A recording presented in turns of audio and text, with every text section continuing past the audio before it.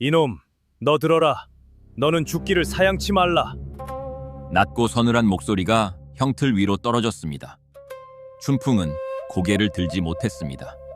목소리의 주인은 평양 감사가 데려온 회계 비장이었습니다. 품계도 낮지 않았고 말투에는 거침이 없었습니다. 그런데 저 형틀 아래 매를 기다리는 저 거리는 누구였을까요? 불과 몇 해 전만 해도 서울 다락골에서 손꼽히던 부잣집 도련님이었습니다. 얼굴에 때가 덕지덕지 낀 채 10년 묵은 누더기를 도롱도롱 누벼 걸치고 있었습니다. 배 비장의 눈빛이 순간 흔들렸습니다. 하지만 이내 다시 매서워졌습니다. 구경 나온 사람들도 수군거리며 목을 빼고 있었습니다. 몇 해 전 이 도련님은 이런 자리에 구경꾼으로나 서 있었을 사람이었습니다. 대체 무슨 일이 이 도련님을 여기까지 끌고 왔을까요? 그리고 저 비장은 왜 이렇게까지 춘풍을 몰아붙이는 걸까요? 한 사람은 형틀 아래서 매를 기다리고 한 사람은 형틀 위에서 매를 들고 있었습니다. 이 매질, 결말에서 다시 만납니다. 서울 다락골에는 대대로 물려받은 세간이 넉넉한 집이 있었습니다. 소술대문에 곳간도 여럿이라 동네에서는 부러움을 사는 집이었습니다. 그 집 아들 이춘풍은 배운 것은 많았으나 몸을 놀리는 법은 몰랐습니다.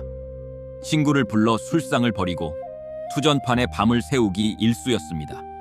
그렇게 몇 해를 흘려보내니 부모가 물려준 세간은 하나둘 자리를 비웠습니다. 살림이 거덜나자 정작 집안을 일으켜 세운 건 아내였습니다. 밤낮으로 품을 팔고 바늘땀을 놓아 삭을 받았습니다.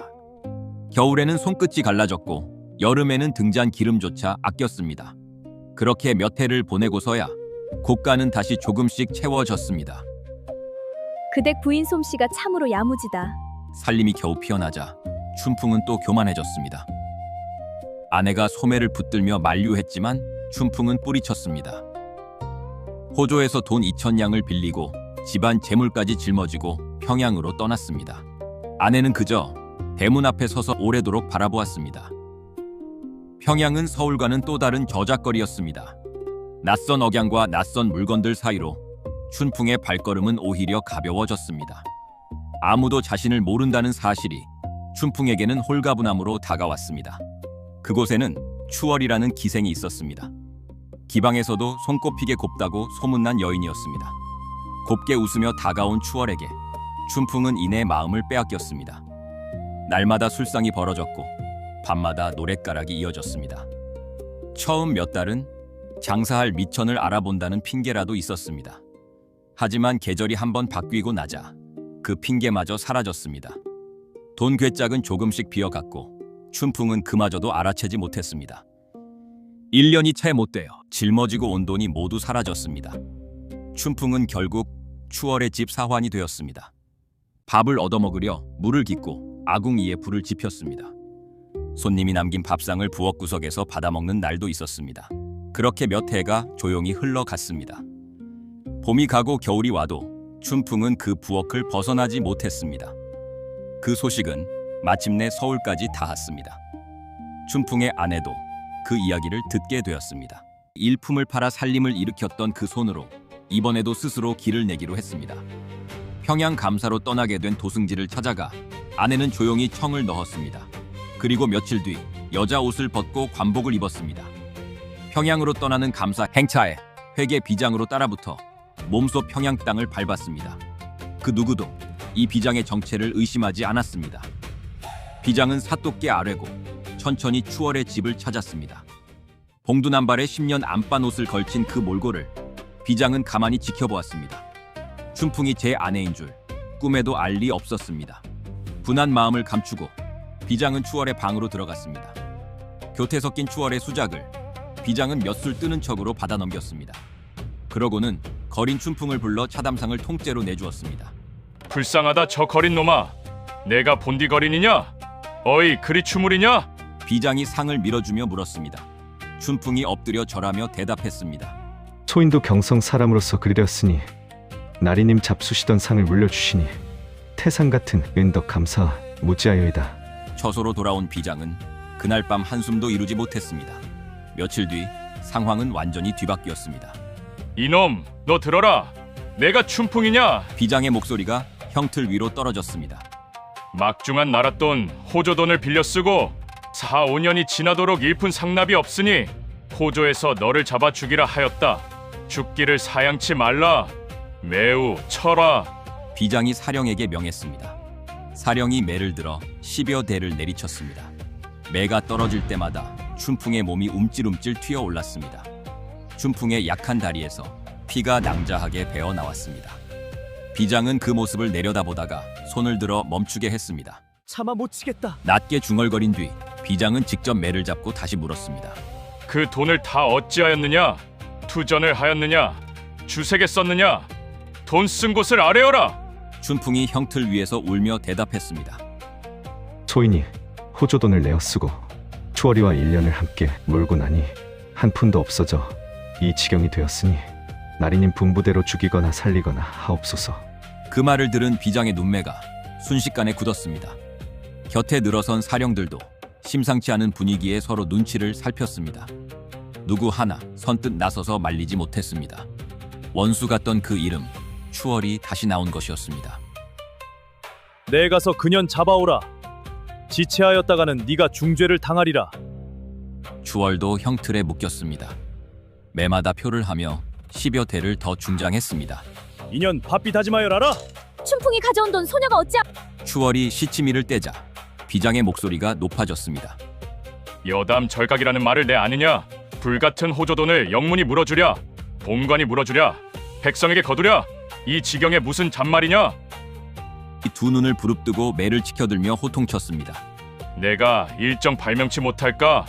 너를 우선 죽이리라. 주장대로 50대를 내리치니 추월은 혼백이 달아난 듯 겁을 먹었습니다. 춘풍이 가져온 돈을 영문 분부대로 소녀가 바치리다. 추월이 애걸하듯 다짐을 올렸습니다. 비장은 이자를 이 할로 얹어 5천냥을 받아내기로 하고 그제야 두 사람을 형틀에서 내려주었습니다. 형틀에서 내려온 두 사람의 몰골은 조금 전과 크게 다르지 않았습니다. 춘풍을 따로 불러 비장이 가만히 일렀습니다. 열을 안으로 받아가지고 서울로 올라오라. 나는 특별한 일이 있어 먼저 떠나니 올라오거든 문안하여라. 춘풍은 그저 고개 숙여 감사할 뿐이었습니다. 나리님 덕택으로 호조돈을 갚았습니다.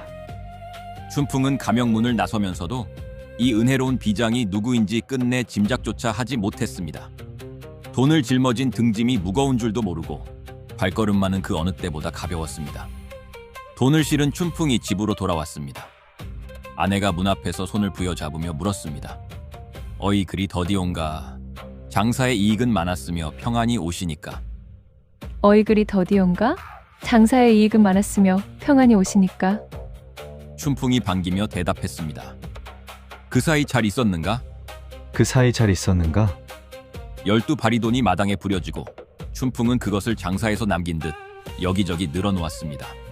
따뜻한 김이 오르는 차담상 앞에서 춘풍은 또 교만해졌습니다. 콧살을 찡그리고 입맛을 다셔보고 젓가락을 이리저리 찔러보았습니다. 생치다리도 덜 구워졌고 자반 생선에 기름도 쳤고 쇠고기도 맛이 없네. 평양으로 갈까 보다. 젓가락을 이리저리 놀리며 춘풍이 투덜거렸습니다. 호조돈 아니면 올라오지 않았을 것을 내일 다 바치고 평양으로 내려갈 때 너도 작은 집에 가서 음식이나 먹어보소. 아내의 표정이 조금도 흔들리지 않았습니다. 황혼이 내리자 아내는 다시 비장의 관복을 걸쳤습니다. 방문이 열리고 낯익은 관복이 다시 나타났습니다. 춘풍은 의아하여 방 안에서 그저 주저주저할 뿐이었습니다. 평양에 왔던 일을 생각하라. 내 집에 왔다 한들 그다지 거만하냐? 낯익은 그 목소리에 춘풍은 방바닥에 그대로 주저앉았습니다. 이 작품이 하고 싶은 이야기는 허황된 풍조에 취해 있던 남자를 현실을 직시한 여자가 구해냈다는 것입니다. 춘풍의 상황은 갈수록 무너지고 아내의 상황은 갈수록 단단해집니다. 이 작품 속 이춘풍은 조선 후기 화폐 경제 속에서 방향을 잃은 인물이었습니다. 반면 아내는 남장까지 감수하며 스스로 문제를 풀어낸 인물이었습니다. 판소리계 소설 특유의 풍자는 이렇게 두 인물의 온도차에서 나옵니다. 주인공만 진실을 모르고 있는 상황은 지켜보는 이에게 더 큰 답답함과 통쾌함을 함께 안겨줍니다. 평양에 왔던 일을 생각하라. 그 한마디에 춘풍은 한참을 얼어붙어 있었습니다. 그러다 눈앞의 얼굴을 다시 바라보았습니다. 낯선 관복 아래 낯익은 눈매가 있었습니다. 평양 형틀에서 자신을 벌하고 서울 안방에서 자신을 꾸짖은 그 사람이 다름 아닌 아내였음을 춘풍은 그제야 두 손으로 얼굴을 감쌌습니다. 형틀 위에서 매를 맞던 그날도, 차담상 앞에서 교만을 떨던 그날도 아내는 늘 지켜보고 있었던 것입니다. 춘풍은 그날 이후 다시는 술과 노름을 가까이 하지 않았습니다. 아내는 그런 남편을 나무라지도 자랑하지도 않았습니다. 그저 다음 날 아침에도 여느 때처럼 밥상을 차렸을 뿐입니다. 묵묵히 자리를 지키다가 필요한 순간에 관복을 꺼내 입을 줄 알았던 사람, 그 사람 하나였습니다. 지금까지 꼭꼭문학이었습니다.